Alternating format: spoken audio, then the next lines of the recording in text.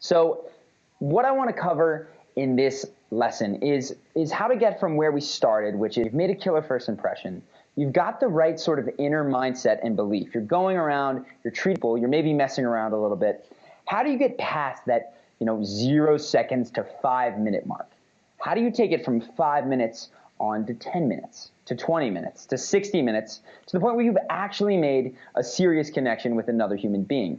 And this goes beyond just making them think, I like that person. This goes to the point where they're genuinely willing to help you and you actually have an ongoing sort of relationship. So that's why this part is so critical. So we're going to talk about expert flowing conversation, but first, what I want to do is debunk a very, very, very, very common myth. And I was on call the other day with a client of mine, and she had said she's working on being more charismatic herself. And one of the things that she was concerned about is that she hadn't had a very exciting week. And that was sort of making her reluctant to engage with people because she didn't feel like she had a lot to share, like a lot to say. And this is a very, very common mindset. People talk about what's new. They talk about the weather, who the baseball team played, what's going on at their college, what's going on at their work. They share news. And this is why it can be really exciting when you haven't seen someone in 2 months and a lot has happened. You're like, God, I have so much to say. We're going to be able to talk for hours. Except other times, maybe the similar amount of time has gone by and not much has happened. So you're concerned that you don't have much to share. And this is, luckily, a fallacy. You don't need to always have a constantly new stream of things in order to relate and connect to people and to get them, quite frankly, to like you. What you do need to do is focus on two different parts. The first one is going to be having a lighthearted, jovial, funny, silly conversation. The second part is being able to relate to people on a bit more serious level about your values. So the news does play part of small talk, but we actually want to cut that small talk down. So 2 parts, primarily joking, lightheartedness, and secondarily seriousness, right? That is going to be hugely, hugely, hugely helpful for you guys. So stories are incorporated in the seriousness part. We're going to touch on those a little bit later in a different video. For now, let's just stick with the joking and the seriousness, and we're going to unpack all of those and what they mean throughout the rest of this video. So before we go on into the 2 different kinds of conversation, right? You've got the funny, lighthearted stuff, and you've got the serious stuff, which is, not sad, but more related to values and how you relate to other people. Before we get into that, there are some mindsets. They're going to underscore all 3 of those things, or all 2 of those things. 3 mindsets, 2 things. So these mindsets are this. First off, I like to think of a conversation as an opportunity for me to just spread ammo all over the place. And because I used to play video games when I'm a kid, I think of the old James Bond game where they had those little boxes of ammo that you could just run around and pick up. And when there was more ammo, it was just easier to play. What is going on in a conversation is that every word you say has a potential number of ways you can take it. If you say, for instance, I'm a consultant, you either know what a consultant is, you're interested what a consultant is, or you have a question about consulting, right? There are a limited number of conversational threads. If you say, I'm a consultant and I work in Chattanooga, Tennessee, primarily with startups, there's a number of more threads there, right? You can talk about all the things of consulting, but maybe you lived in Chattanooga. Maybe the other person knows something about the South. Maybe they like grits, or maybe they worked at a startup or had a friend who does. The point is, the more that you put out there, the more the other person has to respond to. So a lot of times people come to me, they go, I didn't know what to say up. And the issue was, it's not that you need to constantly have a new reservoir of questions. It's that you need to take the ones that are already existing and out there and just add more information to them so that the other person has something to relate to, something to latch onto that they can add to. And I always, always find when people are like, I freeze up in conversation, we go fine, and then things just stall. It's because they actually are covering a fair amount of topics, but they're not going any deeper. They're oftentimes answering the questions very surface level, as opposed to just giving more expository background information. We've talked about when you talk about where you're from or what you do, how it's helpful to give the why of that. This applies across conversation. So put more out there. Spread ammo around for yourself. Second, related to this, when you're thinking about what ammo is the best, at the very, very beginning, and this is not true always, right? At like super, super awesome elite levels, you're directing it a little bit more than this. But we don't need to touch on that right now. It's honestly too complicated and is not going to be helpful. So for the beginning, when you're thinking, what types of things should I say, don't filter. This is the biggest thing for beginners, because so many people, when I start to work with them, I realize have interesting, funny, engaging things to say at the tip of their tongue all the time. But for some reason, they got it in their head that they couldn't say that thing. So 2 examples, I may have mentioned these before, but they stick out in my mind because I just was like, oh my God, this is perfect. So working with a client, same woman I mentioned earlier, and she had asked, she had this question. She's like, I feel like people sometimes ask me questions and I don't know what to say, or I'm out and there's just, I don't know what to share. So I said, all right, tell me about a time this happened. She was talking about, there was this one time she was in a gym with her personal trainer who she just met. So, tell me about yourself. And she was just stunned by the enormity of the question. Like, here's this guy that she doesn't know asking her to tell about herself. I mean, does he mean job? Does he mean where I live? Does he want my educational background, what I do for fun? And so she said, she sort of just stammered and, gave her job title. Now I said, well, what was going on in your mind? And she said, well, I was thinking like, wow, that's an awkward question. Like, how am I supposed to even begin to answer something like that? And I said, hold on, pause. If you had just said exactly what you said to me with a smile on your face, he would have laughed, clarified the question, and you would have moved on. So if she had just said, that is a huge question, and I don't even know where to begin, he would have laughed and moved on from there would have allowed her to move on in the conversation. So one thing to consider is that oftentimes what is on the top of your mind, the tip of your tongue, is okay to say. One more example, this woman was out with a group of friends, and they were basically gossiping about someone. And this is a group of friends who didn't get together often. And she was thinking, I want to say something to move this conversation away from this topic, but I don't know what to say. I said, stop.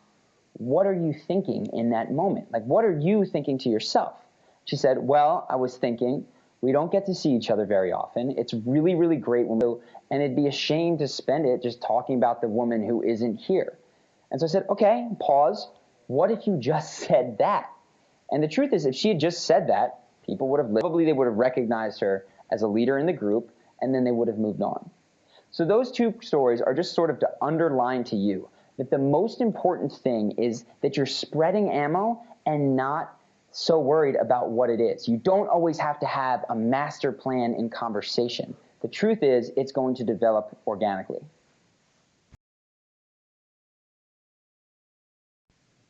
You need to use your body, your eyes, your mouth, your tongue, everything to convey the emotion of what you're talking about. And one thing I saw, so we had this previous class where we workshopped, what do you do, where are you from?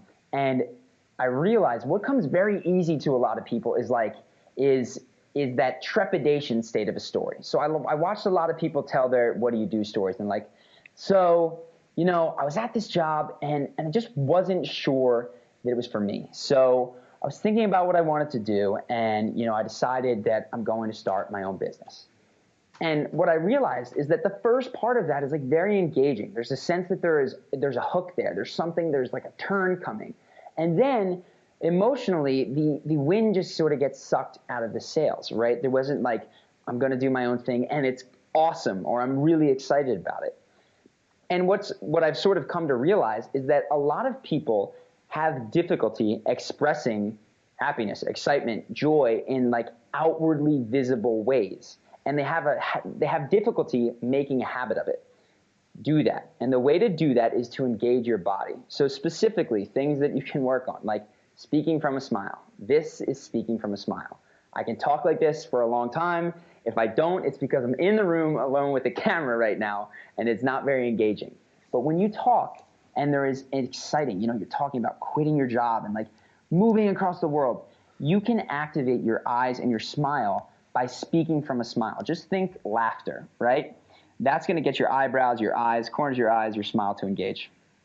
Second thing, and I don't recommend focusing on all of this at once, is to add one more gesture per day, right? So this is just something to think about. If you have a ton on your plate and you're working on a lot of the other homework assignments, don't do this. But if you have a day that you'd like to dedicate to just adding one more gesture. So that normally can be, extending your hands, doing like, this sort of stuff when you're counting numbers. Pick a simple gesture. It can be this, the out, the big. I like to think of gestures as the expansive ones are the one you want to get first, and then work on the precise ones. Truth is, I don't have a lot of precise gestures. I have sweeping gestures. But those are the ones that tend to be the most captivating to a group of people or even to a single person. So those are the three mindsets that are going to underscore everything that you do in either a joking context or a more serious relating context. That's conversational ammo all around the room. Don't be discriminating about the ammo that you put out there. Don't always think that you need to have a master plan, because you don't. We're going to watch in some of the clips, the best conversationalists don't know where they're going all the time, but they seem to find their way in this miraculously genius way, and it's only because they've just put so much out there. And then the third, activate your body. This is so critical, especially for the humor part, and it makes it much easier. So without further ado, let's get into the two different kinds, the modes of conversation. So I know I said without further ado we're going to this, but I was just thinking not everybody has necessarily read Charisma on Command or gotten into that book, and I realize the physical part of it is a little bit important. So I just want to take a few more minutes and talk about exactly what I mean by engaging your body and a couple of the mistakes that people make. So the engaging your body part, we talked about the face, the gesticulations, this is all huge. But beyond that, there's also a personal space thing, a give and take. And this comes as you have more conversations with people, it becomes more intuitive. But what I wanted to talk about is the amount of space you give people and how it affects conversation. So the first thing that you're going to want to consider with personal space is how the way that you're addressing the person is going to make them feel. And this is nuanced. So for instance, if you're out in a bar and you walk up to a guy or a girl and you face them like this is very forward. Not good, not bad, but it's direct, it's forward. So if you're going to walk up to somebody and then pretend that you have a sidelong joke like you weren't purposely speaking to them, it makes no sense. If you're going to walk like this in a bar context, you better be hitting on them directly, because that is what your body is doing. What I see people do, though, is they mix their body language and the content. So they'll walk up sort of like sideways and then say, like, listen, you're so beautiful, and I just had to say. And they're already leaning back, they're walking away from the conversation. That mismatch, this is called incongruency, is going to hurt you. So I use the bar context, but you can think of this anywhere. When you're in conversation with someone, how does the way that you are addressing them, basically, are you standing like this? Are you leaning in? Are you on your back foot? How is that affecting the dynamic? Generally speaking, what you want, what I like in most contexts, is fairly direct, right? And this is a broad generalization, but this goes for social situations, work situations, even in bars. Because what this does, it says, listen, I am talking to you. And like, you do not necessarily have permission to just turn around and walk away from me. Like, I am engaging you. The way that I counter that, and I get that it's hard to see, is I sort of take a stagger stance. So this is me standing feet together facing you. A stagger stance is just I take one foot, move it forward 4 inches, and put my weight on my back foot. So I'm still facing the person, but if you look at my body, it's sort of aligned back. This gives the person extra space between he and I, or she and I. And so there's a sense that I'm still addressing you, but I'm not invading your space. What I see a lot of people do that can make others run away from them is they sort of lean forward like this. They stagger step and then put their weight on the front foot. That can be very uncomfortable. So generally speaking, generally, and because I want to make a simple rule, it is very helpful to have a stagger stance and sort of be on your back foot. This lets the person know, I'm talking to you, I'm engaging you, I'm not saying walk away from me, but you have space, right? You have space to move. I'm not going to get up in your grill. Super helpful. So quick touching on body language, it's extremely nuanced, and you need to watch out for this stuff. But I figure a helpful go-to rule for most situations would be in order at this point. So now, without further ado, now we're going to get into the 2 different modes of conversation, and we're going to start with the one that I like the best. which is comedy and joking. We're going to talk now about all the cool ways that you can go and be funny. And by all the cool ways, I actually mean rather limited scope, because what we're going to do is not necessarily touch on how to be super witty or super clever and punny. I'm going to talk about the easy ways to be funny, the hacks. And you're going to learn more about that in just a second. But in going through this, there's one main overarching theme, which is that life is not a job interview. You don't have to answer every single question with 100% honest, factual, meaningful information. You can mess around. You can take somebody's serious question and turn it into a joke to brighten their day, make them laugh, and then give them the information that they're seeking.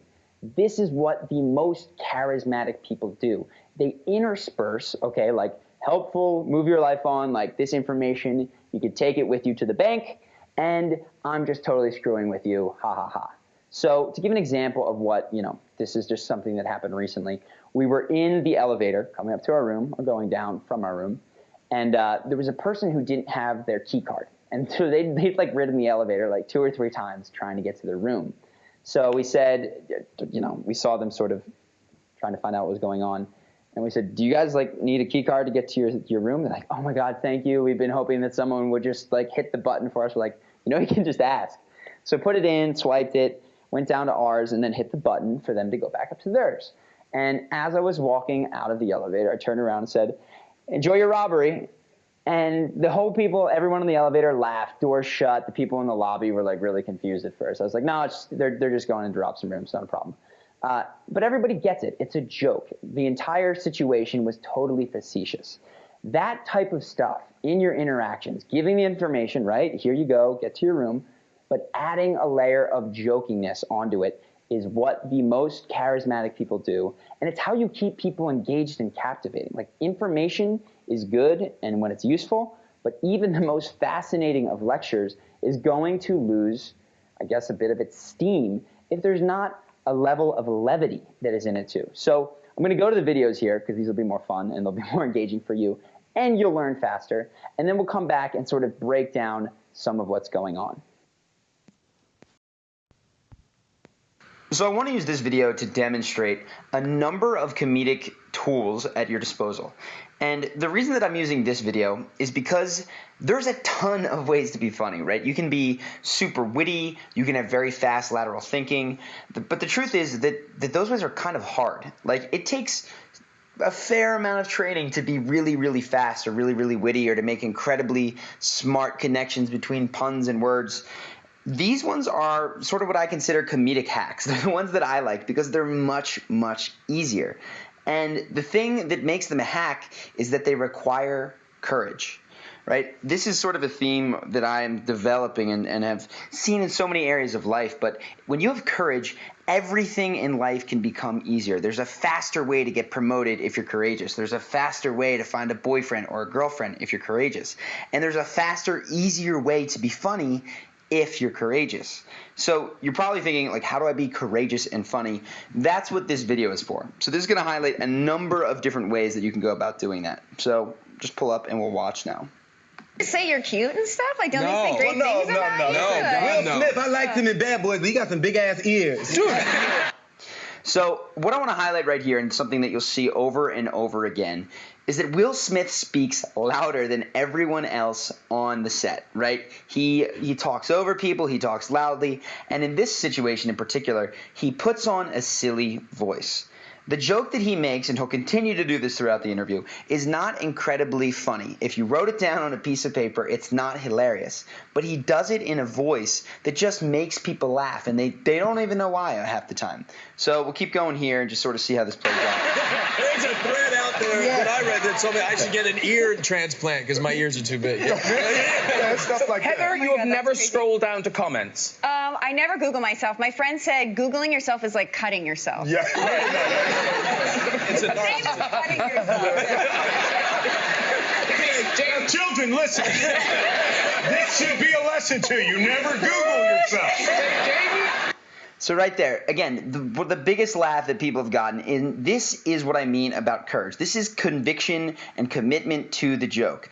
It's not hilarious. He's like looking into the camera. He's got his hand there, but he's louder than everybody else. He puts on a slightly dopey, silly voice that's faux serious and gets everyone to crack up. It's not because the words that he has are incredibly funny. It's because he is committed to the joke and he involves a tone of voice that is different, a volume of voice that is way above everyone else, and he's using his body. That's the theme that you're going to see again. So I just want to skip through. We've got another marker up here. What about here? Yes, the After Earth. I like how you said that. The Smith family, sci-fi. But now, because So again, watch this again. June 3. Watch the amount of times that Will Smith makes this joke. Obviously, he's putting on the voice, but listen to how the laughter sort of develops. And well, let's start with the Smith family sci-fi adventure epic. Yes, the After Earth. I like how you said that. The Smith family, sci-fi. So sci-fi gets none. Epic gets a chuckle. But now, because it opens here on the 7th of June. And after he does it 4 times, people just continue to laugh because he's committed to it. So let's just continue to what do watch people need to know about it? What do you tell us? What I tell you, well, you know, the movie is really, you know, the epic sci-fi action adventure with all of the. I said that one. Yeah, I know. They know that. I was reiterating, Graham. And again, this is just another example. That was not funny. All he did, and I don't mean to criticize, it's not funny on paper. But he put on a voice, acted it out with his face, and gets the biggest laugh of everyone else. This is what I mean by courage. Have the courage to make your jokes loudly. Have the courage to commit to it by entering into a persona, a voice. Get your body in there. And again, you're going to see this a number of times. No, but it has all of that stuff. But really, what's great is at the center of it, it's a father and son. Like, So we'll watch the setup for this one. he has to look when you run, you know. So I had him. And again, so this is more commitment. He's seen it with his voice, his tone. This is what I call committing with your body, right? This is involving physical comedy into the act. Train with a sprinter because that's the most athletic looking run. Because if you know. In life, like, you're let's like. pray.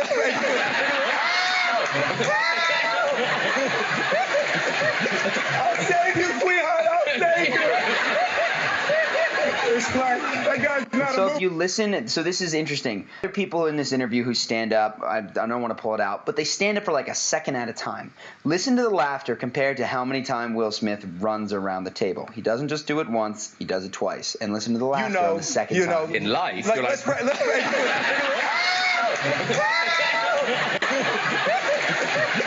I'll save you, sweetheart. I'll save you. It's like, that guy's not a movie star.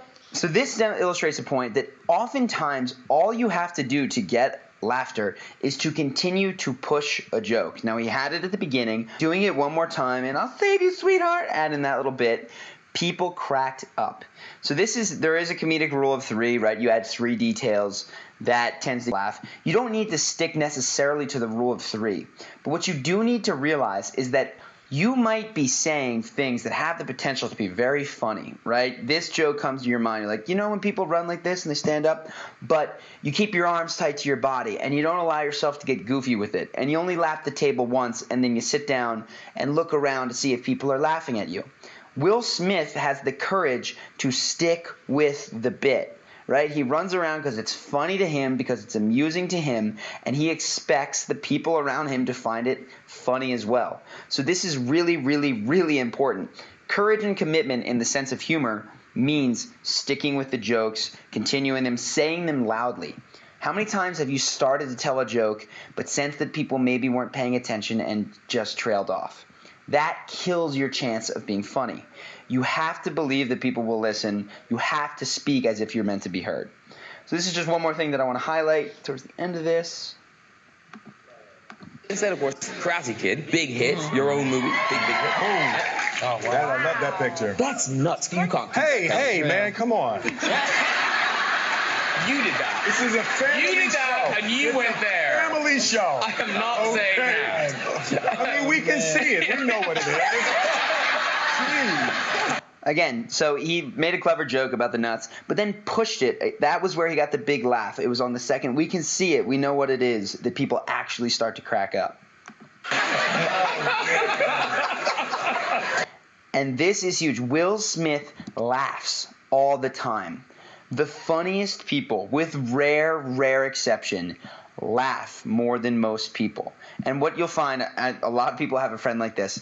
The friend who like tells a joke and then laughs at him himself, and it's not even that funny, but because he thinks it's funny and he has a goofy laugh, everyone around him takes part.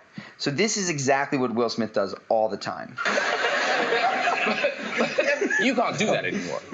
No. So that's it for this video. Move on to another one for just a couple more examples of how you can be funny easily, right, without having to train at an improv school.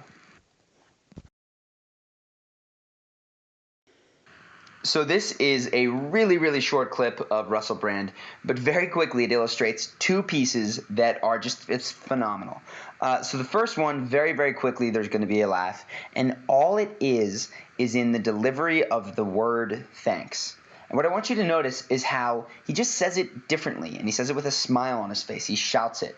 This is an easy opportunity for laughter, and it's how Russell Brand gets a ton of the laughs that he does. So nice to have you on the program, you magical man, you. Thanks. You just... All he did there was defy expectations by shouting thanks. Super simple. So moving along, the next thing you're going to see here is word choice. You might have noticed this before, but there's a bunch of comedians out there that 90% of their jokes are based on the specific words that they used. I know he's fallen out of fashion, but Dane Cook is one of them. If you watch any of his sets, so many of his jokes hinge on the choice of word that he uses, and I can pull up a handful of these. But it's all about how he picks this weird word and then accents it. And you're going to see this here with Russell as he just talks about whatever. Dude, you're such a delightful presence. I always say that. You come in, I never know what you'll be wearing. But you have such a good spirit. You know? Thank you very much. These accoutrements are, of course, temporary. All of these clothes will eventually end up in the rubbish bin of history. But for now, aren't they lovely? Yes, you look fantastic.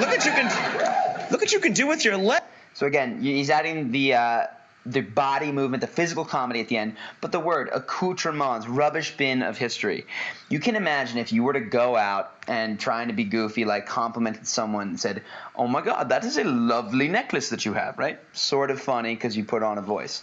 But if you were to look and say, "Ah, I love the accoutrement of your sapphire necklace," it instantly becomes more interesting, more funny. So think of this. The specific word choice that you choose is going to make things funnier, combined with the tone of voice that you choose. So when you say accoutrement, put on the fake French guy voice, similar to Russell. If you add the physical comedy, you can make words that aren't funny, jokes that really don't have a punchline, get people around you to crack up for reasons that they honestly don't know. So it's a very powerful skill when you start to combine all of these things.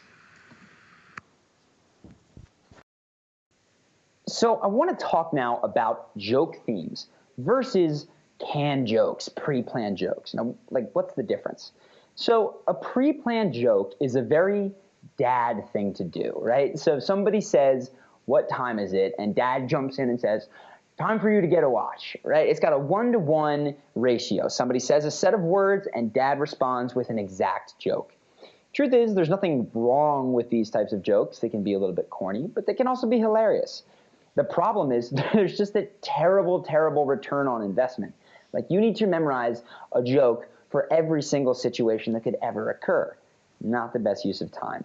What's much better to do is to have joke themes, like habits that you can take with you anywhere to all sorts of situations. So I'm going to give you a handful, and I've stolen these from movies, other people. Like, I am a horrible joke plagiarist when it comes to this, but I always try to add a little bit of flavor and make it my own. So first one that I think of is like a fake professional is what the name that I've given it right now. It's any sort of situation. I will make a joke that I'm a pro or that the other person is a pro at it. So take the elevator again, right? Standing in the elevator, people walk in, You like, you know, pop it in and you say, what's floor? 6. They say, thank you. You go, no problem. I'm professional, right? There's a chance. You go to order at Chipotle. I'm sorry for going to the same things. My days are very monotonous. But say that you go to order at the Chipotle and you're ordering, you're like, dude, black beans, chicken, this, that. And he goes, right away, sir. Boom, boom. You're like, damn, man, like you a pro at that. Nice job. That sort of thing is just relying on the same theme. So professional is one of them. One that I've stolen from, I think it's Step Brothers, is like, you know, do we just become best friends? Anything that happens that you like and you see someone, you can high five them and ask them if you just became best friends. Other ones, this one I think I stole from Old School, where Will Smith is standing there at the debate, and he's with that talking head political commentary guy, and he just goes off on a complete rant talking about democracy and the republic, and then he goes, I think I just came out of a blackout. I steal that and use that in all sorts of situations. So anytime that I do something cool or fun, I'll just be like, well, I think I just came out of a blackout. And I can use that all the time. It's good for a laugh. So those are 3 examples. I don't say those so that you can do them, though you can. I've got no copyright. What I say them for is so that you realize one of the best ways to reliably be funny is to have themes of things that you know are funny and can take with you. And the truth is, if you're like, that sounds a little bit pre-prepared, man, everyone is doing this subconsciously already. You're making the same jokes over and over again that are getting predictable responses. We're all dads in the end, right? We all have these habits that we go to. Just be more deliberate about it, right? So when you watch a comedy, what I actually have, I have an Evernote that I've like switched into Google Drive and all that sort of stuff that has phrases that I'm just like, I can use that in so many different places. I can play with it. I can expand upon it. I can heighten it. I can build a world with that.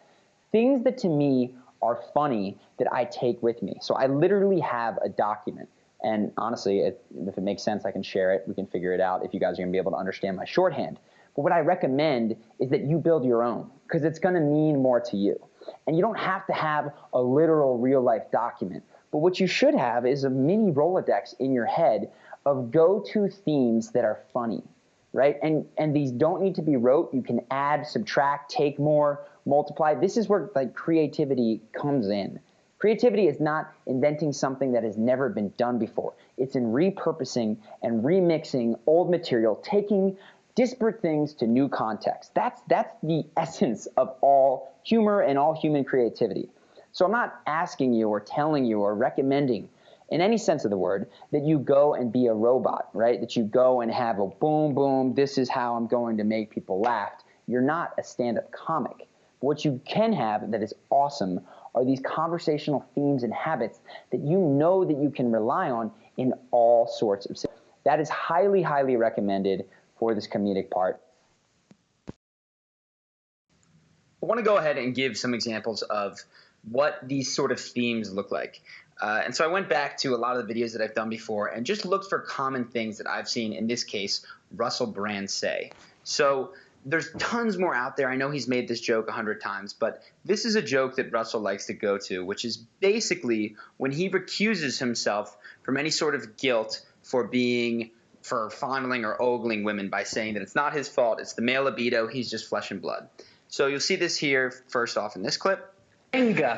It's like your desk is a puzzle. It is. I'm sorry about that. What is the solution? I think we could pull it back in. So, there you go, love. Be careful because that's a low-cut dress. Oh, sorry. Okay. I'm only flesh and blood. I've got instincts. Oh, okay. Well, tell me what you need to know. I'm just going to have a drink. So as you can see, this makes her extremely, extremely self-aware. And if you watch the rest of this, it's clear that she really, really likes him. Not saying that she's about to jump his bones, but there is something incredibly attractive to her about him by the end of this interview. So I want to go ahead and show a very, very similar joke at the end of another interview that Russell's doing. Eventually, that does get it out of your system. I hope that doesn't sound brutal, but that is the nature of the chemical imperative to procreate. I'm sorry. I didn't design the male libido. It was some monkeys in the old days. And possibly a powerful, omnipotent force. We don't know. And so that's the same joke again, gets a laugh. It sounds different, but the theme of the joke is that it's not my fault for the fact that I am constantly being a sexual person. It was somebody else's. I've seen him in other interviews, and I wish I could find them, make very, very, very similar statements. But that is just to drive the point home that you don't need to be this, 100% constantly treading new ground, inventive, creative genius. What you need are a handful of themes that serve in a lot of different situations. And really quick, I'll show you. This is from Russell Brand's stand-up, where he makes the same joke 2 or 3 times throughout the stand-up tour. And I'll just show you 2 of them really quick. In this case, he's talking about how he always needs to be the center of attention. My mate Matt, when he saw that photograph, said to me, "At what point did you take your shirt off? And why?" And the answer is, of course, I recognise that the gold medals were the epicentre of the attention. I want to be the epicentre of the attention. That means I've got to get the medals, then one-up them. Shirt off plus medals trumps just medals. See Brian May in the top. First joke right there about needing to be the center of attention. And then... because I'm part of that crowd and it's that vibe of, oh my God, it's going to fucking kick off. I'm excited and I'm enjoying it, but I'm not the centre of attention, and that doesn't seem right. I see in the distance like a police van. I think if I get on that police van, I'll be the fucking centre of attention. So I hustle through the crowd. I get on top of the police van. Sure enough, the crowd roars, yes! Like Mick with Usher. Just the visibility is enough sometimes. Yes, go on, that bloke. There's a sort of feeling that it's a positive thing that I'm doing. So I think I've got to keep these people entertained. I've got to keep their interest sustained. And what do? Like even in that Olympic photograph, I think, take my fucking top off, right? So I just rip my top off. The crowd goes, yes! Like that. They're really into it. It's a proud moment for me. Oh, fuck, I've not told you something really, really important. So this is an example of 2 things. One, this is in the same stand-up comedy. So when he goes back to that first joke, he has an automatic laugh set up. And he actually calls it out explicitly as like that Olympic photo. This is the technical term for this in comedy is callback humor. And it's any time that you make a joke early in an interaction, or sometimes friends have callback humor that spans an entire friendship where you constantly go back to this one joke. In The Office, it's the "that's what she said" joke is constant callback humor. Maybe a chuckle the first time, but it gets funnier and funnier and funnier as it gets built out. So this is just an example of 2 cases of having a theme to go off of and of using callback humor. Again, what I hope this does is makes comedy seem like something that is not necessarily genius and hard and like equivalent to having to create an amazing painting. It actually is just having a handful of tools that that you can go to, and of course embodying it with your body, your voices, all that sort of stuff. So now I want to introduce the concept of heightening. Heightening basically just means when you take a joke and then make it more extreme, more ridiculous. This comes very natural to a lot of people. So rather than explain the technical aspect of what's going on, I just want to show you a couple examples so you know exactly what it is and can try to incorporate it more than you probably already do in your life. So here's some back and forth between Jimmy Fallon and Jennifer Lawrence. This is how most friends actually do it. They bounce back and forth between one another, one-upping what the other one said previously to make things more ridiculous and more funny. No, well, you don't even know the manager. But so J-Lo, Jennifer Lopez, if you're watching, we both did want to dance with you. Just dance with us. Just dance with us. What's the big deal? Right? Come on, we're fun. I mean, do some Jello shots. I mean, just like play some like barking dogs and dance with us. I mean, what's the big deal? I'll bring the dogs. I'll bring the dogs, and yeah, I'll just make them angry. We just want you to dance with us. It's very simple. What do you mean you can't hear? I don't ask for a lot. You can't hear our voices over the music? We want you to dance with us. Don't we seem like the kind of people you'd want to dance with? I mean, big deal. Our mouths are small, so big that doesn't affect our dancing. So that's a great example of a lot of the comedic things that we talked about. It starts with Jennifer Lawrence making just a ridiculous voice. Jimmy picks up, adds to the voice, and by the end of it, they've created a whole string of jokes that have made the other one laugh, and it winds up with Jimmy making everybody just crack up to the point where it's time to move on.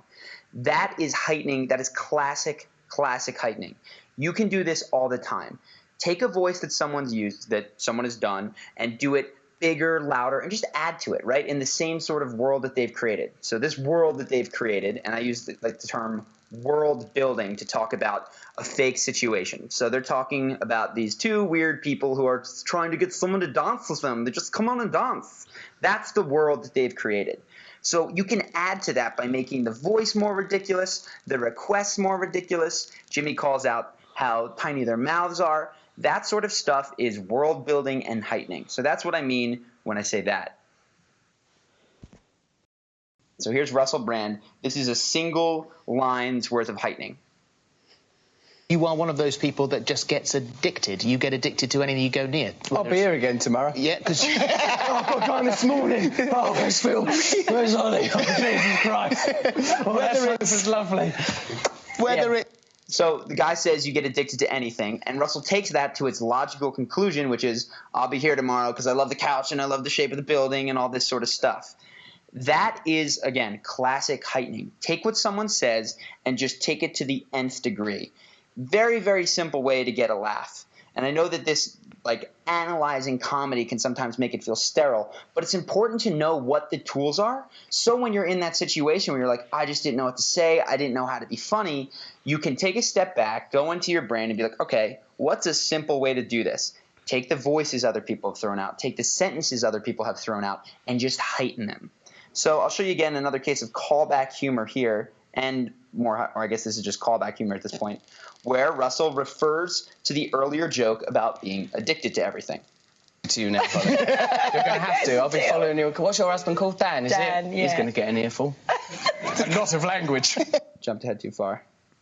Yeah, in that bit of Snow White. So, I'm happy mostly. I'm happy mostly when I'm being nice to other people. Then I'm happy. Well, you're very nice to us listen today. to you talk all day long. Yes, you can, because I'm addicted to you now, Colin. You're going to have to. I'll be following you. What's your husband called? Dan, is Dan, it? yeah.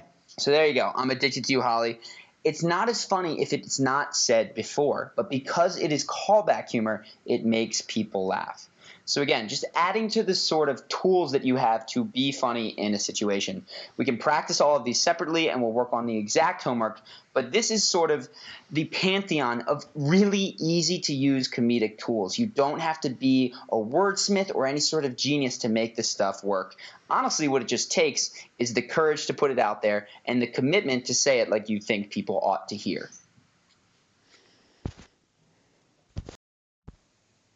Going to move on now past this to how to relate to people, right? How do you go from, okay, I'm funny all the time, to taking things down, slowing it down, being a little bit more serious, connecting sincerely with another human being? Because both are important. If you're just the funny guy all the time, that's great, but you become the class clown. If you even watch, one of the people that I like the most, he does take these opportunities to be sincere, and you're going to see some clips of this going on.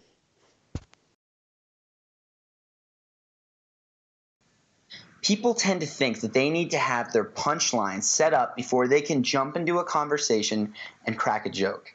And what you find is that the most funny, charismatic, consistently hilarious people, they don't always know where the joke is, but they treat everything as an offer, right? Every single word that is said, they play with. And so this is a video of Russell Brand on Ellen. I'm going to allow it to run more than I did the first time so you can sort of see it live.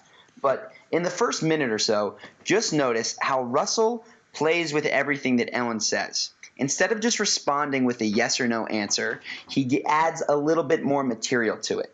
This is sort of what I call scattering ammo around the room. So she says something, he responds in a more than 1 or 2 word response so that there are conversational threads and humor threads for him to pull on later in conversation, and they wind up tying together really, really nicely, and he looks like a genius, which is not necessarily the case. I actually think he's really hilarious. Genius we can argue about.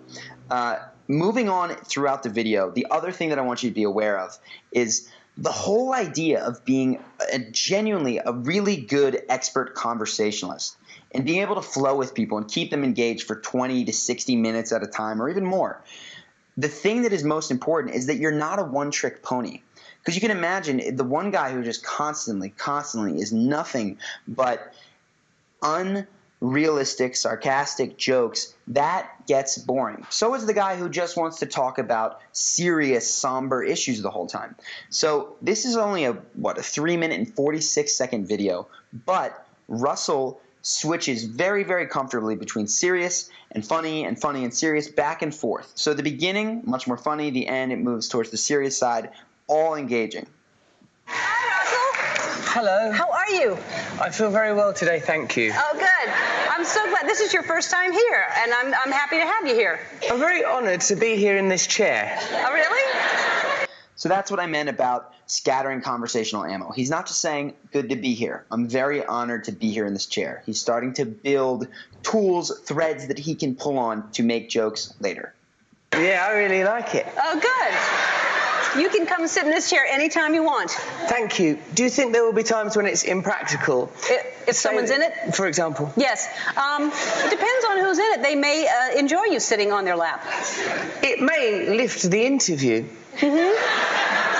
They could be here, and then suddenly I'll be perched on their lap. They'll have to crane round you, but it may induce a kind of sexual energy, perhaps. Let's try it someday.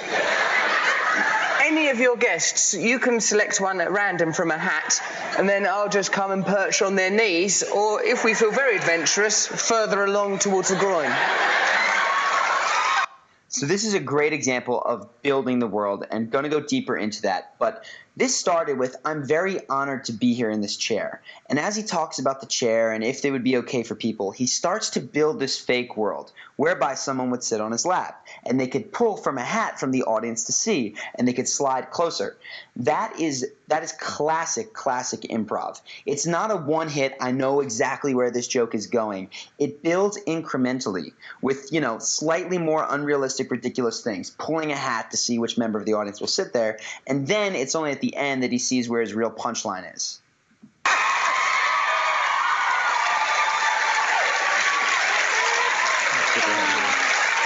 When you were on different types of drugs, because you really do have, look at you. You don't need anything. You're very entertaining, and but I can't imagine, did that, because you talk about it in the first book, you were addicted to basically everything, right? Everything. Was there anything you weren't addicted to? Like, say, vitamin C, I barely ever had any. No vitamin C? Scarcely, unless inadvertently someone put into some heroin. Which is, I needn't stress that heroin is very, very bad. I know that from experience now. Right, very, very. You were addicted literally to everything. Yes, I became addicted to heroin, crack cocaine, cocaine without the... Just to show you, he started answering that question, was there anything you weren't addicted to, facetiously, right? Vitamin C, joke. Now he's going back into, he's actually answering her question, and you'll see then he brings it back into humor. This sort of effortless flowing between honest, sincere answers and joking around, this keeps people hooked and engaged. Washing it up to make it into crack, amphetamines, marijuana, alcohol, moving about, looking out of windows, this position, all of those things. And that is a classic example of moving in and out of humor. I'm going to play it again because I think it's great. Crack, amphetamines, marijuana, alcohol, moving about, looking out of windows, this position, all of those things. I couldn't stop myself, Ellen. And we should say it's been 8 years. You're sober now, 8 years? I've had no drugs for 8 years. 8 years. Happy for you. Good. So what I like is that you have in your Bookie Book 2, which I love the names, the first Bookie Book and Bookie Book 2. I think you send a good message to everyone thinks that fame is going to be the answer. And so Russell's about to knock it out of the park. He's been mostly laughs up until this point, and he's a very likable guy. But it's now when he gets sincere that he is so captivating. And just watch his answer here. And you have a really good message for teens for fame and for what they think that's going to do for them. Yes, because when I was growing up, I thought that I'd be a lot happier if I was famous and successful and if I had money. And I think that's because we live in a culture that celebrates fame and commerce and consumerism and money, so that if you don't have those things, you feel like you're not enough. And I think we live in a culture that makes you think, oh, I'm a little bit too fat, or I'm too thin, or I'm not right, and I don't fit in. And I think, like, you know, increasingly I've realised as I've tried to change and tried to adapt and amend and pursue these ambitions that ultimately everybody has a beauty within themselves. And if you find this and accept this, then you will be happy regardless of external attributes or material things. And that works, and that hits so hard because he has won our attention with his humor. If you were to go into every conversation and just be, you know, how can I immediately, right off the bat, talk about my deepest, most profound values, that is not necessarily the most winning strategy. It might work some of the time, but you're going to lose attention. Russell set it up so that when he delivers that, it is he's got the entire audience glued because of how funny he's been, and he can make that really sincere message hit and connect, and that is why he is so charismatic. So now what I want to get to is how can you relate to people that you don't think you can relate to? And to illustrate this, I'm going to go back, as I tend to do, to a story of another client that I have. And I love using client stories because honestly, they help me learn what they need to know. A lot of this, when I went through it the first time, I didn't have a list of things. And honestly, I discovered a lot of this implicitly through trial and error and never put words to it. So it's awesome to me, and I appreciate it from you guys as well. Give me your questions. I treat them like gold. They help me become a better teacher and spread this stuff to more people. So anyways, this guy's question, he's out with someone who he really likes. Happens to be a guy that is connected, can help him with his career, can help him with his social life, just someone that he would like to have a tighter relationship with. And it's actually going quite well. The guy likes him a lot. They're joking, they're bantering, goes back and forth. And at one point, the guy says to him, he says, so, you like baseball? And my client is like, fuck, because he does not like baseball. Like, he doesn't know the first thing. He used to be crazy about it, he says, but honestly hasn't followed for 5 or 10 years. And in his mind, he's racing. He wants to say yes, he wants to, and he's just like, crap, I'm going to disappoint this guy. He says, no, not really. Like, I'm not a big baseball fan. And the guy goes, oh, and then sucks the wind out of the conversation, right? So his question to me was, how do I deal with that? Like, how do I like baseball for this guy and be able to continue the conversation? And my answer is, look, to relate to someone, you don't have to have their life story or their hobbies or anything, right? What you have is to just go to a level deeper, right? So, and again, this is going back to the idea of searching your brain. Whatever you have to say is okay. You don't need to relate to people when someone says, do you like baseball or beer or this, or did you hear about this story? You don't have to actually know that specific information. What you can do is peel the onion, go down a layer, whatever you want your metaphor to be, and connect on a deeper level. So I asked him, I was like, so do you like sports? And he said, yeah, I like this. I was like, baseball. He said, actually, when I was a kid, I used to go to every single game. I'd sneak out of school to show up at these baseball games near my house. I said, hold on. You can say that. If you want to relate to this guy and you know that he likes baseball, match his energy. Don't worry about the fact that you nowadays don't like context. Take the energy that he's giving you, which is enthusiasm about the sport, and just take that enthusiasm and put it into a different context where you can relate. So, okay, you can't say, yes, I love baseball. I watched the Orioles game last night. But you can say, you know what? I used to love baseball. Like, I'd sneak out of school 2 or 3 days a week to go down to the diamond and blah, blah, blah, blah, blah, blah, blah. The guy does not care specifically that you currently watch all the baseball games. He's trying to form a connection, and his offer was, do you watch baseball? But if you're creative, you can form connections in a lot of different areas. Say you don't like baseball, but you like a different sport. You can go, I'm actually not a huge baseball fan, but I've been going crazy over the World Cup. Like, I'm sitting in front of my TV for 6 hours a day watching countries that I've never even heard of play soccer, right? That's one opportunity for you to connect. Even if this guy doesn't like soccer, you're connecting about the enthusiasm.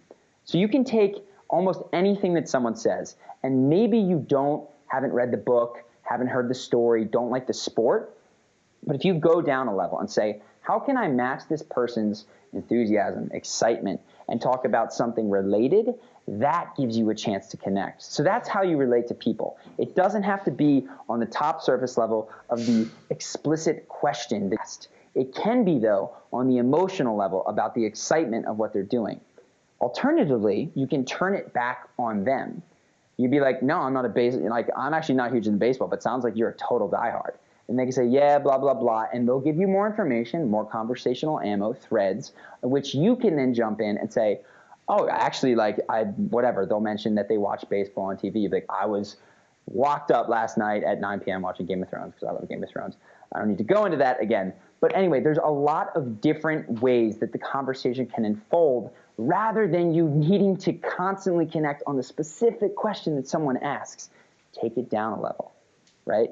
Connect over emotions, enthusiasm, that sort of thing. That is how you can relate to anyone.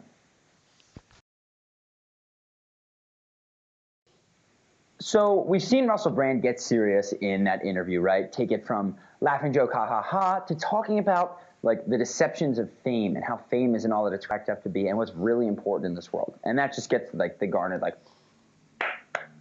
the sort of response. Also talked about how you can relate to people, right? Even though somebody might be talking about baseball, you can talk about a love of sports or any other sort of passion as long as you can connect it and tie it to the original question. The thing is here, these are parts of a bigger concept which I'm going to try to elucidate now. And the concept is that in talking about the more serious side of things, most people think that they need to share facts, figures, information, gossip, occurrences. And the truth is that's not actually what human beings connect hard over. The things that we connect hard over are our reasons, our values, our emotions. Because on the surface level, our lives are all very different. We come from different places. We might speak different languages. We certainly have, 100% different life experience, except for the times that we were in the same place, seeing the same events from different perspectives. So on the surface level, everything is 100% different. But in bringing it down and thinking about, why do people do what they do? What is important to them? What is ultimately proven to not be important to them? Those values. That is where people can connect genuinely. And if you think of the Russell Brand example, she asked him a question about drugs and he was able to take it to the deception of fame and the deception of what a lot of people pursue. That is what we want to do. And if you've noticed what we've worked on with where are you from, what do you do for your job, etc., is not answering the question with those surface level job titles and facts and figures and experiences that people, quite frankly, don't share. What we've talked about is injecting your own story into it in a way that is relatable to other people because you're talking about emotions, motivations, those sorts of things. This is a bigger concept. This isn't just for where you're from. It's not just you. This is for everything in conversation.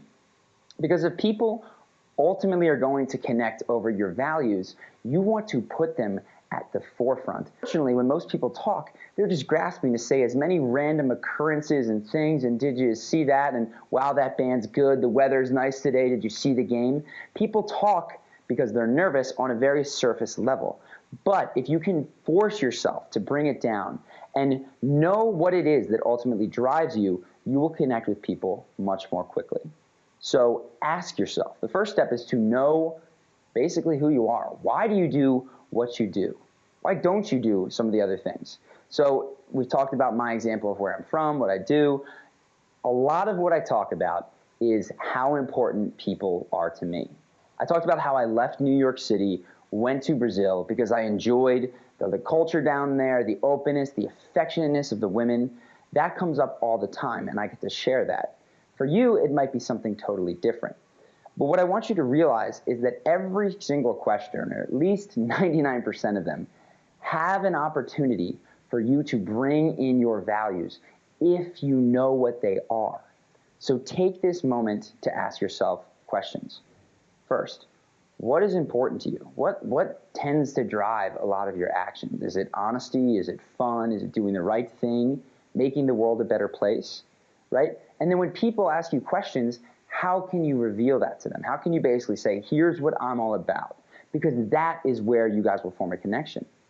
Also ask yourself, this is very similar to the Russell Brand example, what in your life makes you different value-wise from everyone else, or what has proven to be a deception, something that you thought was once important. You maybe used to work hard to make a lot of money, or you used to think that you needed to please your parents in everything you did, but turned out that now you live a different way. And that's exactly what Russell Brand does when he talks about fame, right? He says, everybody holds this on a pedestal. I did too. It was supposed to fill a hole in my heart, and I found drugs to replace that, and it's all just a bunch of crap. And then everybody claps, because that is him putting front and center the things that are important to him. And just to tie this home, because I get it, it's a very heady concept. This is something that happened literally, last night, the night before. I was out with, in a club, talking to a group of girls, and the topic of cheating came up. Now, okay, how do I relate to someone who's talking about cheating? I've never cheated. Can I talk about somebody I know that cheated? Can I make a joke about cheating? Sure. All things that are available to you. Generally speaking, when someone talks about cheating, what I talk about is my value to that.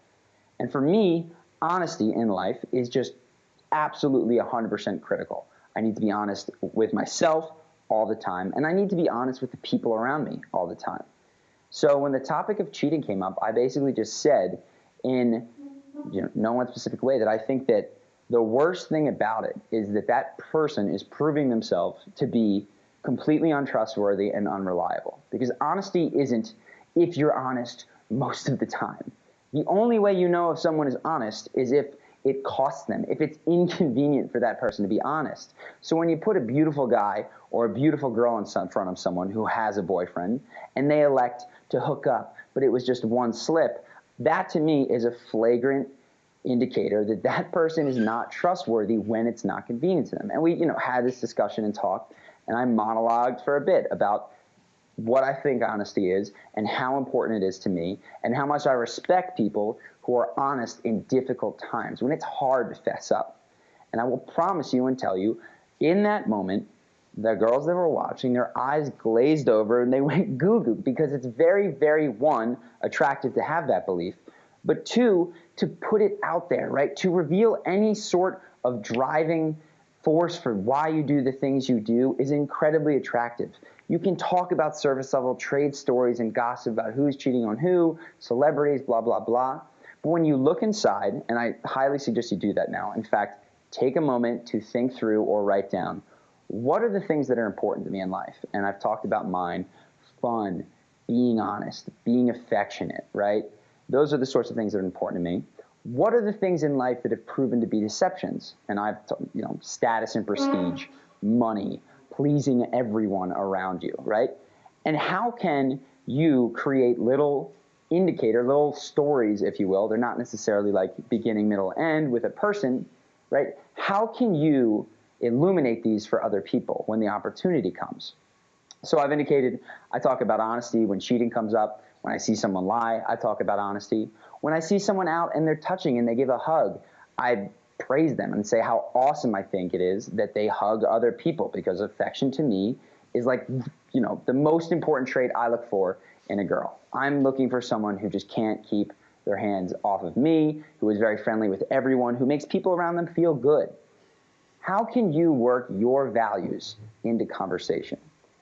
The reason to do this is because that is how you're going to connect with other people. Every question, every conversation has an angle where this sort of stuff can be seamlessly inserted. You just have to know it. You have to take the moment now to reflect and think about what your values are, what your anti-values are, right? What things you think are not good, you should not be doing, and then find ways in conversation to insert them. So we can talk about the specifics of your conversation, where they come in, but first thing, this is important to you, is to sit down, write them out, describe why that thing is important, why that thing isn't important or isn't important. if there's a story along with how you realize the importance of that thing. And that will enable you to connect with people so much more, because this is like the crack cocaine of human interaction, is this deep stuff. I get it. I'm sorry. It's heady. We'll talk about bringing it down to conversation in class, but take the time now to write that sort of stuff out, because it's going to be really, really, really helpful.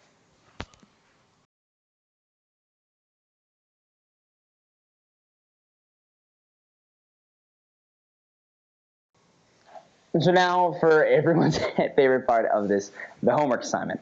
And you can imagine that the homework today is going to be twofold, because we talked about two major ways to communicate with people. You've got the fun, airy, light side, right? Putting a smile on people's face, and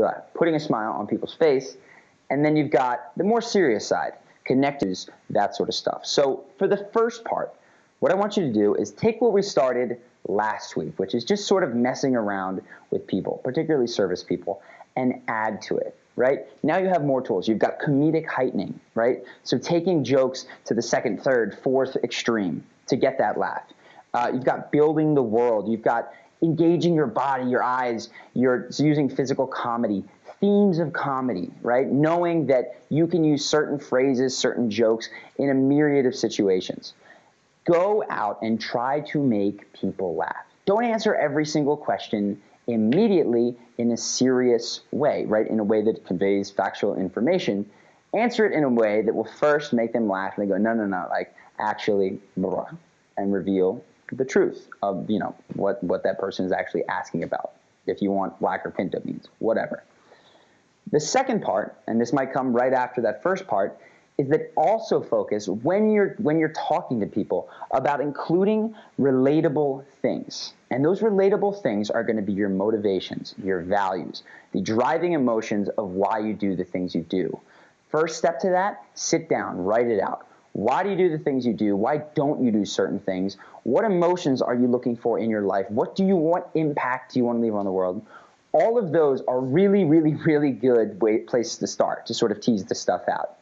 And then spend a little bit of time thinking about, and this can be a bit complicated, and it's very specific to your specific list of what's important, so we're going to work on it on call.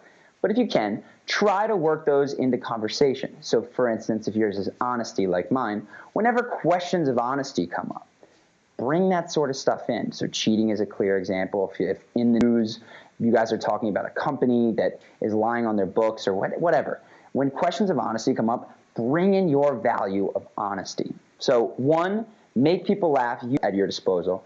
2, go deeper faster. Put out the things that people can relate to, your values, your emotions, and your motivations. So that's going to be it for Expert Flowing Conversation. More to talk about on the call, which I'm quite excited for. Hope you guys have found this very helpful. And of course, if you need anything, you get my phone number, you got my email, you got the call. Don't hesitate to ask. Also, Facebook group, which I'm about to go be quite active on this evening. So hope this has helped, and we will talk soon. All right, so week 3, this is expert conversation, and a lot of what we're going to work on has to do with not running out of things to say. I know this is a very common occurrence for a lot of people. It's one of the pain points that makes people want to start learning charisma in the first place. So the first thing that we are going to do is right now an exercise to work on removing your filter, and then of course we'll take that out into the world and you'll share that with your friends and family or coworkers, whatever. So this actually is something that I just very recently did, I think it was yesterday, with one of my private coaching one-on-one clients. And I'm actually going to share with you the exact exercise that we did, and you can go through it as well. And it's basically this. She had mentioned that she was sitting in a coffee shop, and this gentleman who was at the table next to her started striking up conversation with her and her friends. And he told her where he was from, he told her what he did, and he was just talking. And she had this experience of just sitting there going, okay, like, this is very kind of you. I don't know how to respond or what to say. I can't think of anything. Like, I don't know any questions to ask.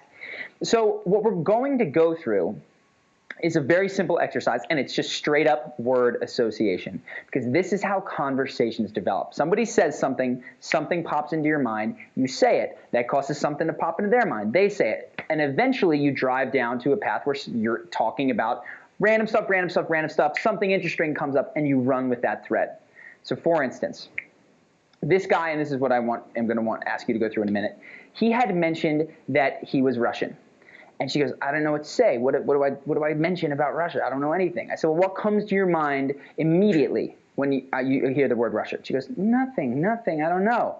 And I say, no, push yourself. What actually comes to mind immediately? And anything is okay. If snow or whatever, just say it. So we went through and I said, okay, Russia. She said, snow. I said, Russia. Moscow. Okay, Russia. Those little castle-looking buildings that they have there. Okay, Russia. The SARS.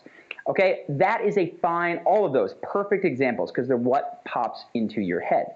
Then what you can do is take any of these things and build conversation out of them. So snow, oh my gosh, is it colder there than it is here? Moscow, did you live in Moscow? I've always wanted to go and see those weird castle-looking buildings, right? Or I saw the castle-looking buildings in a picture and they look so weird, like we've got nothing like that here. That gives him an opportunity to respond and conversation unfolds organically from there. So, what I want to do is go through right now, and you're actually going to shout these out. A lot of the other exercises that we're going to do, you're going to like write them down. This one requires reflex speed, right? So I'm going to say a word, and as you're going through it, I'll do it a couple times, whatever comes to your mind. As long as you blurt anything, it's actually better than nothing. And if it's even tangentially associated with the word that I give you, you're on the right track. So for instance, if I say Russia and you go snow, Siberia, weird winter hats, the Russian hockey team, whatever that guy's name is who plays on the Washington Capitals, any of those things are all acceptable, right? So here we go. And this is actually one of the things that he brought up. So he mentioned that he was a taxi driver. So the word is taxi driver. Just go ahead, blurt out things. I'm going to wait. So you might say, I won't even say it. Go ahead.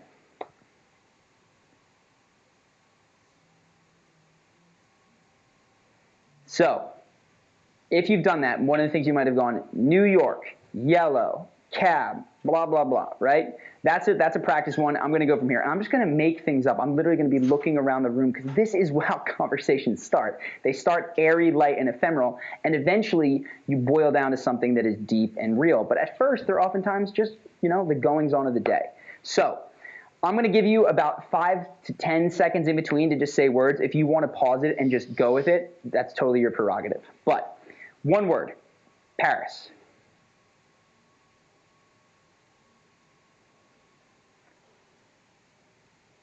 Okay, accounting.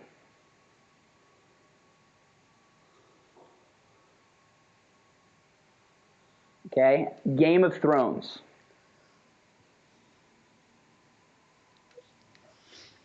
Now, if you've gone through this, hopefully what you're finding is that you stop trying to say the right thing. If you're thinking Game of Thrones and you have to say the exact character's name, that's going to cause you trouble. If you go Game of Thrones, fantasy, book I didn't read, throne, Henry VIII, you know what I mean, game, Scrabble, whatever.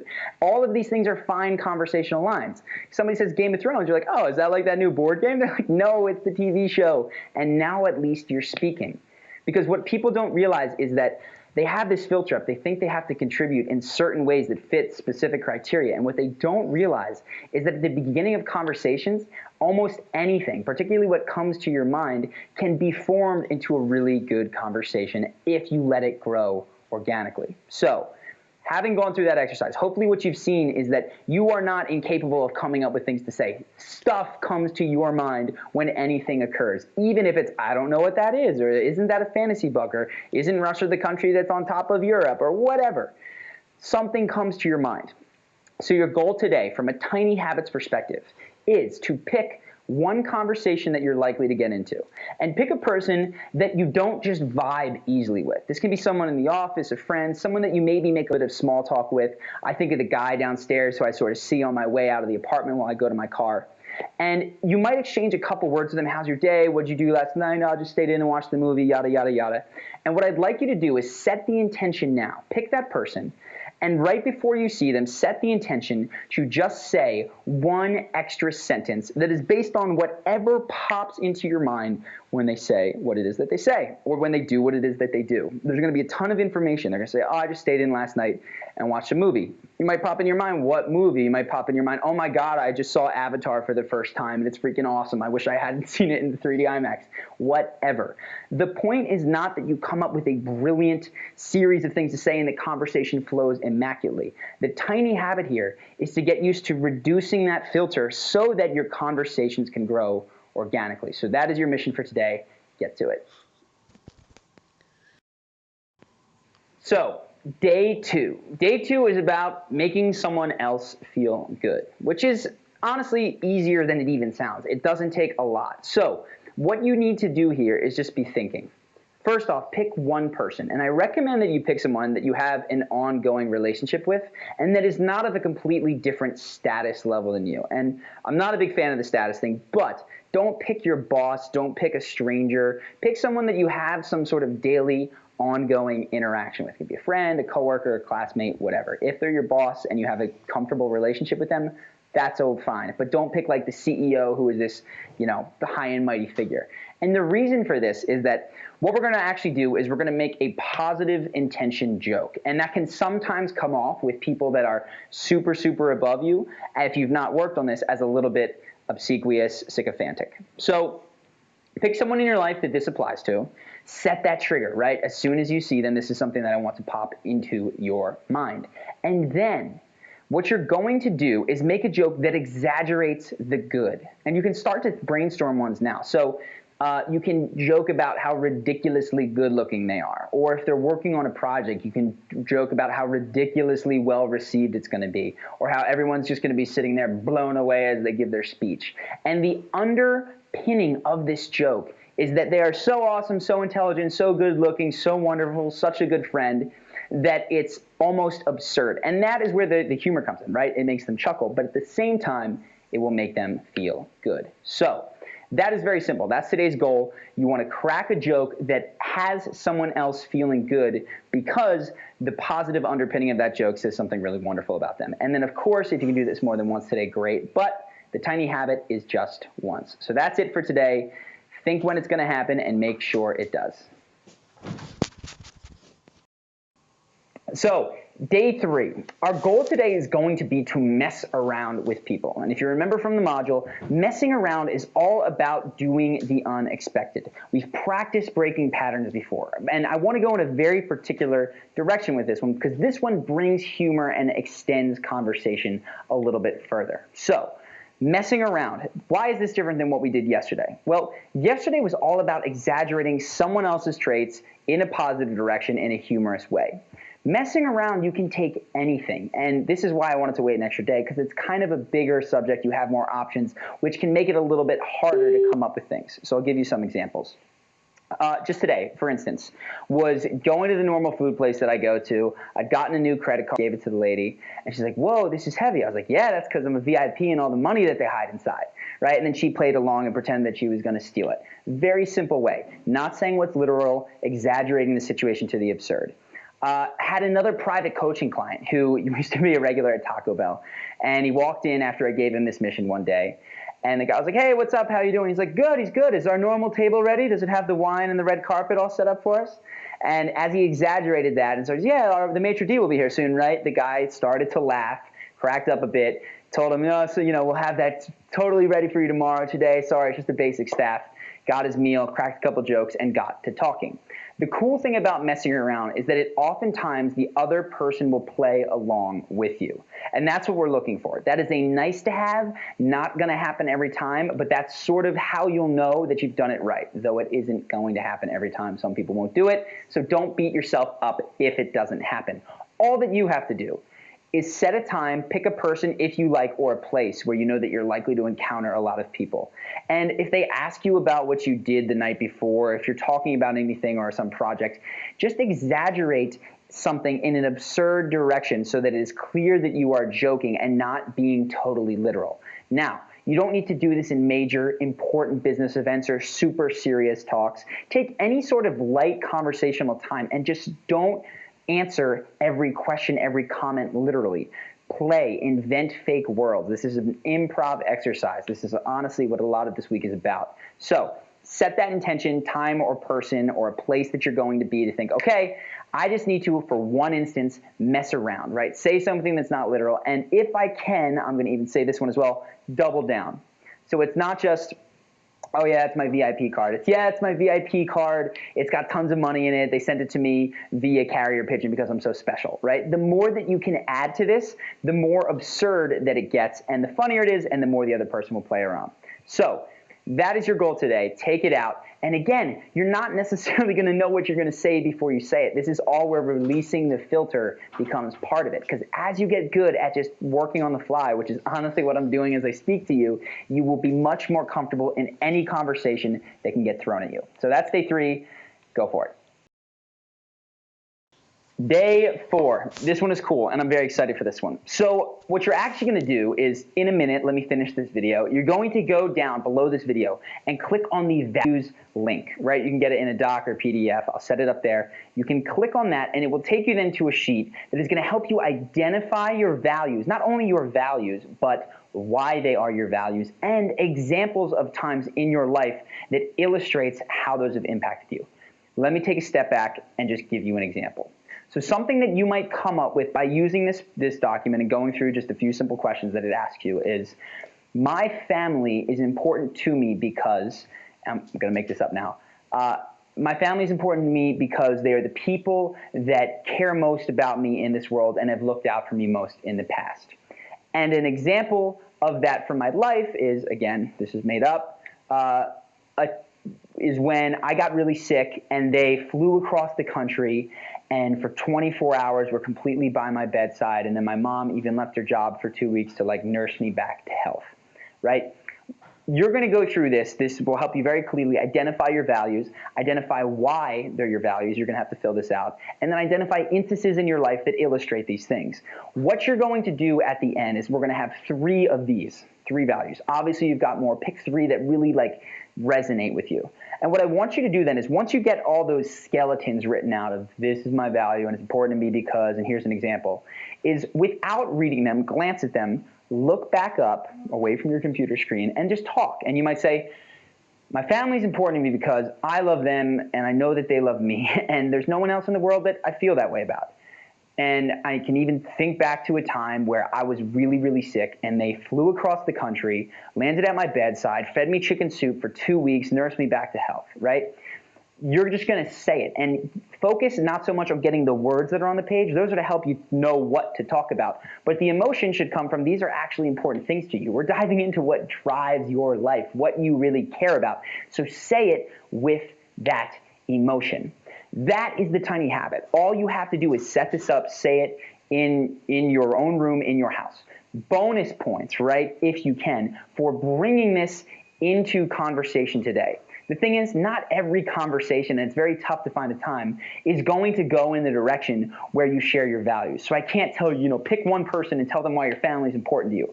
But oftentimes, the topics of families or passions or music or whatever drives you will come up in conversation, and that is going to be a good indicator that you can sort of talk about this thing in the passionate way that you will have practiced today. All you have to do is go through that, fill out the documents below. At the end of it, the final part with 3 values, look at the skeletons, and then look away, say them out. That is it for today, and then we will go on to tomorrow, how to incorporate this even further. So, day 5 of the conversation module action section. I'm not going to lie. What I have planned for you today is going to be a little potentially bit more socially stressful than some of the other stuff we're going to do. And honestly, stressful is too severe of a word. It might be a teensy bit discomforting. And what I'm going to ask you to do today, and this is important because really this is everything else we did today was sort of about building technique and this week was technique, chops, that kind of stuff. This is an exercise in courage. And it's not a huge one, but what I'm going to ask you to do is to pick one person or one group of people that you would not normally approach to speak to and go up and talk to them. And I'm actually not necessarily referring to the Chipotle person that you have a reason to be speaking to, but I'd like you to go slightly out of your way, right? So this can mean somebody at the office that you don't typically engage in conversation. Maybe there's a group of people, they sort of have their own circle, walk up to them. This can mean if you really want to go like a doorman that you don't know anything about or have any reason to be speaking to, don't use the directions sort of, hey, which way is the blah, blah, blah. I'm asking you to strike up conversation based on anything that's going around you. I'll give you some tips. And also, if you've been doing this in line with Monday, Tuesday, Wednesday, Thursday, Friday, this is going to be a Friday thing. So if you're going out to any social events tonight, house parties is perfect. You're going to know some people, but not others. Or if you're going to a bar, again, a great environment. It's a social environment. There's lots of people there. You're not going to know plenty of them. That will give you an easy opportunity just to start a conversation with someone. Now, the way to do this, and a very simple way for a lot of different contexts, is if you're in a situation in like house party, bar, whatever, social, but you don't know the person, an easy way to start conversation is to just walk up and say, hey, I don't think I've met you yet. What's up? I am, and then your name. Very, very easy. If you're at work and you sort of like know, or you're college and you guys sort of like, that's a great one for college too, by the way, if you're in college and doing this. If you're at work and you guys sort of know each other's names, it's simple. Walk up, say, hey, what's up? I haven't seen you, in a while. I haven't caught up. Do you mind if I sit down? Right? And they might go, sure, okay. And then you're in conversation splendidly. I would hope that you've started to integrate some of the messing around, some of the value sharing. This is a great time, if you get into that, to start to work this conversation out and have it go well. But more than this conversation going swimmingly, the A+ is earned when you pick someone that you normally would not go and speak to and you start conversing. If it just sort of dies and flounders after this, hey, I don't think I've met you yet, and you go, oh, what's up, cool, you will still learn a ton. Not just about, oh, wow, like I remember when they asked me where I'm from, I need to give that more detailed description, but dealing with that stress, that little bit of discomfort is going to serve you so well. It's going to serve you when you're presenting. It's going to serve you well. So that's really what this mission is about. Bonus points, of course, for having it go well, for integrating the things we worked on this week, for messing around, for the confidence stuff that we've done previously, for if you can use the where are you from, what do you do questions and get them right and drive to why and actually form a connection. That is great, and you will be crushing it if you do that. But really, today is about a little bit of social courage. So find something that's going to stress you just a little bit. Go out and make that your tiny habit. So the setting you can pick, if you know you're going out tonight, be like, all right, when I step through to the house party or the bar or whatever, if you know that you have a big lunch seat or the work is really big or there's different, cubicles or quads or whatever in your office, like venture into one of those. Set the intention there and then just start conversation with someone that you normally wouldn't. I promise you, and you need to do this, give yourself a huge pat on the back no matter how it goes. If you do this, if you push through that little bit of fear and stress that you're going to feel, you are so far on your way to becoming very charismatic, because the truth is so much of this game is based on social courage. That's it for this week. I'll leave you there. You've got it.